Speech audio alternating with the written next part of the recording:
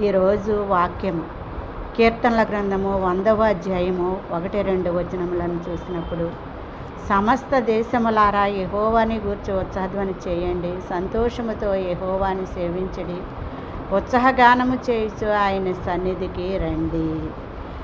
ఈరోజు పునరుద్ధాన దినమున, ప్రభువు దినమున, విశ్రాంతి దినమున సమస్త దేశంలో ఉన్న ప్రజలందరూ యెహోవాని గూర్చి ఉత్సాహధ్వని చేయాలి. సంతోషముతో ఆయన సన్నిధికి కీర్తనలు పాడుతూ మరి స్తుతిస్తూ కీర్తిస్తూ ధ్యానిస్తూ ఆయన సన్నిధికి రావాలని ఇక్కడ దేవుడు కోరుకుంటున్నాడు.